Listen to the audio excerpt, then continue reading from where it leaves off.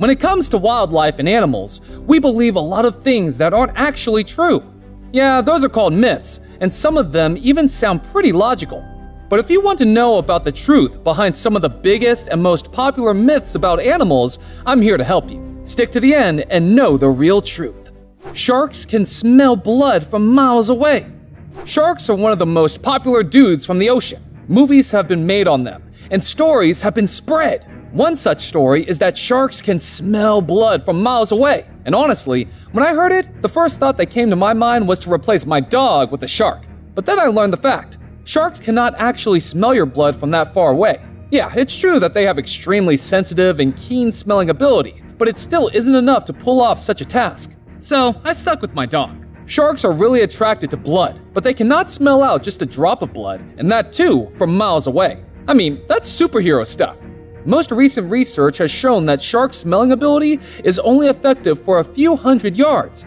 So if you ever bleed out into the same pool as a shark is, things might not look very good for you. But as far as the ocean is concerned, if you keep enough distance, no shark can smell your blood. Bulls get angry when they see the color red. If a bull sees you wearing red, be ready to face its wrath. That's what we've heard for ages. We've all seen how the animal loses its temper and charges at the matadors in bullfights just by seeing them waving a red cloth. But I hate to break the news. This color has little to no impact on the animal. Why? Because they don't see it. Bulls, like most other cattle animals, are colorblind. So red, blue, or yellow, nothing really makes a difference to them. They charge at anything that makes an agitated movement. And you must have noticed how vigorously the matadors wave the cloth right to their face. It's annoying. And that's what provokes the bull to charge. It is believed that the red capes were only used to hide the bloodstains caused due to injuries during the fight. So we had it all misinterpreted. Camels store water in their hump. I strongly believed that camels can survive the extreme desert conditions only because they can store water in their humps. And it seemed pretty logical because water is scarce in those areas. So someone needs to stack up water for emergencies. Well, the thing is, it's a half-baked truth. Though the humps are used for storage, it's definitely not for water. The humps are a fat warehouse that the camels can utilize as a substitute for food. These humps also get droopy over time when the body burns the fat when they have limited access to food. On the flip side, it's true that camels can go without water for an extensive amount of time, but it's actually stored in their bloodstream and not the humps. So yeah, they are rightfully called the ships of the desert, but that has nothing to do with those humps. Bears hibernate during winter. Endless articles, blogs, and videos say bears hibernate during winter, and I thought it's true, until I did some digging. Hibernation is basically a state when animals voluntarily enter into a deep sleep for months to conserve energy. And boy, that's one hell of a sound sleep. If you ever wish to wake up one of these guys from hibernating, good luck with that. It's just next to impossible. During this time, there is also a noticeable reduction in breathing, metabolism rate, heartbeats, and body temperatures. Now, bears get into a deep sleep too, but unlike a perfect hibernation, they can easily wake up from it as and when required. So, we cannot technically call it hibernating. This state is scientifically labeled as torpor. Even in torpor, there is a reduction in breathing and heart rates, but not as much as in hibernation.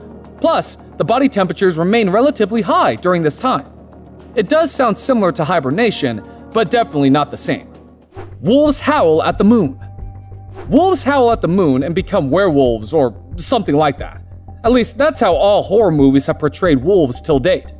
But these guys never actually howled at the moon. At least not because of some curse or supernatural gene.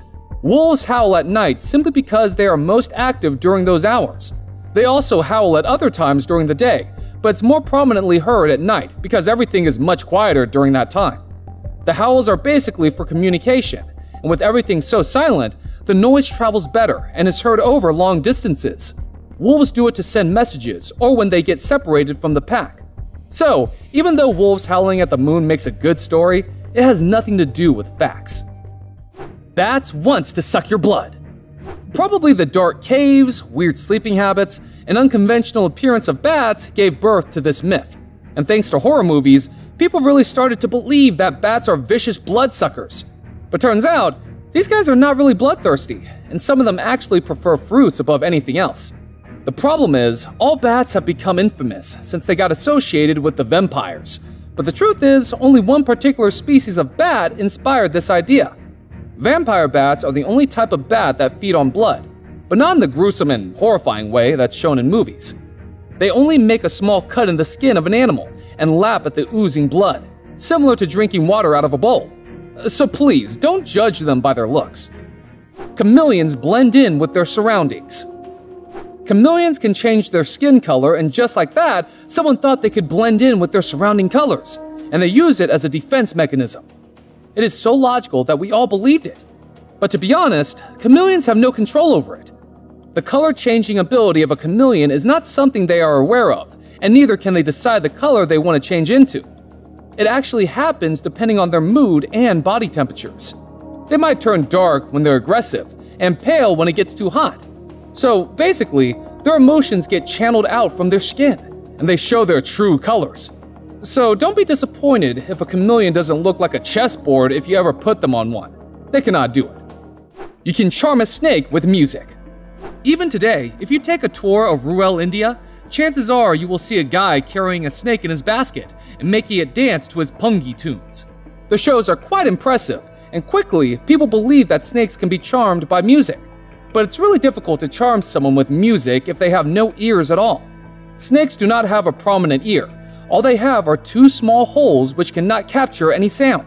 Snakes can, however, sense a sound, or rather its vibrations, and respond to it. And their crazy dance moves are like an involuntary reaction in a hypnotized state. The snake merely follows the movement of the pungi and mimics it. Sorry, but snakes aren't really that into music as we had always thought. Porcupines can shoot their quills. This is probably the most bizarre yet relatable myth people believe. If porcupines could shoot their quills like arrows, we would have to wear iron armor around these guys all the time. There is no doubt that the quills are a porcupine's prized possession. It's their primary, or rather the only form of defense. Usually, these quills lay flat against their skin, and when they feel threatened, the quills just stick out straight. These things are barbed and can cause a world of pain to the attacker, but porcupines cannot shoot their quills at their attacker. You have to be in close proximity to the animal in order to get the quills stuck into your skin. However, these thorny sticks are loosely attached to the skin of the porcupine and can easily fall off at the slightest disturbance. Maybe that's how this myth spread. Females are the only ones to get pregnant. Okay, I'm a little confused here. No matter if it's a human or an animal, females are the ones who get pregnant. Well, that's true, except in the case of seahorses. They don't really play by these rules. When a male and female seahorse mate, the females align a tube called ovipositor with the males. The eggs pass through the tube and get deposited in the brood pouch that the male seahorses carry. After this, the males fertilize the eggs and incubate them for weeks until the young ones are born. The prego fathers get bigger when pregnant and even experience muscular contractions during childbirth, which makes the process a lot more authentic. Actually, the males of the entire scientific family of seahorses that include sea dragons and pipefish bear the baby. So in their case, females aren't the ones who get pregnant. Bees can only sting once. Honestly, I always felt bad for the bees and thought that it's unfair that they have to die a gruesome death right after stinging someone. But recently, I realized that it's not entirely true. Yes, they do die after stinging, but not everyone.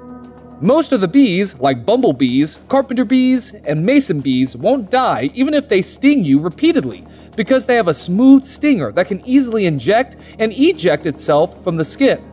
It's the honeybees that actually have a malfunctioning stinger that leads them to a painful death. But there's a catch here too. The female honeybees, or the worker bees, have barbed stingers that get stuck when they penetrate a human skin. And in the process of pulling out that stinger, their entire digestive tract gets pulled out, causing death. But things are different for the queen. Their stinger is smooth as a needle, so stinging isn't a problem for her at all. They can do it all day with zero damage to themselves. And as for the male honeybees, they don't have a stinger in the first place, so obviously, this whole discussion is pointless for them. Cats cannot swim because they hate water. Yeah, cats do share a toxic relationship with water. It's an open secret, considering how dramatic they get around it. Even a drop of water can make a cat go nuts, and it'll try to do everything in its power to avoid getting wet. There are many theories that explain the reasons behind the hysteric tantrums. According to ancient history, cats evolved in the desert regions where water was scarce. With limited or no access to water, cats became self-groomers and grew a natural aversion towards it. Plus, wet fur makes grooming difficult, and it also makes the felines heavy and clumsy, which obviously reduces their agility to a certain extent. These shortcomings naturally made the cats dislike water even more, but that doesn't say that they cannot swim. Like most other animals, cats are born swimmers, and the big cats, like lions and tigers, also like taking a cool dip in lakes and rivers once in a while. Owls are wise birds. Owls are a symbol of wisdom, and the commonly heard phrase, wise as an owl, has convinced the entire world that owls are the most intelligent aerial animal ever. I'm not saying they are not. Owls do exhibit a certain level of intellect, but there are other birds that are way smarter than them. Take the crows or ravens, for example. These birds can fill up stones in a pot to bring up the water to the brim in order to drink it. That's some elite level of IQ right there. I don't know why wise as a raven isn't a thing yet. Owls have always been considered wiser, probably because of the way they look, or because of the ancient Greek mythology where Athena, the goddess of knowledge and wisdom, was said to transform herself into an owl sometimes. Or maybe Harry Potter had spread the word. But whatever it is, owls are not very wise. Touching a baby bird will cause its mother to abandon it. People kept telling me that if I touch a baby bird in its nest, their mother will abandon them because they start smelling like humans, and I believed it. Well, obviously, it's not true. Most birds have a poor sense of smell, so the mothers cannot pick up a human scent if the chick is touched. So the next time you see a fledgling that needs to be rescued, do not hesitate to touch it.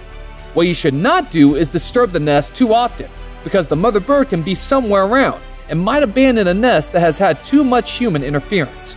So that's it for today, guys. Which animal myth came as the biggest surprise to you? Let us know in the comments below. Drop a like if you enjoyed this video and share it with your friends too. Also subscribe to our channel if you want to know more interesting facts about the animal kingdom and wildlife.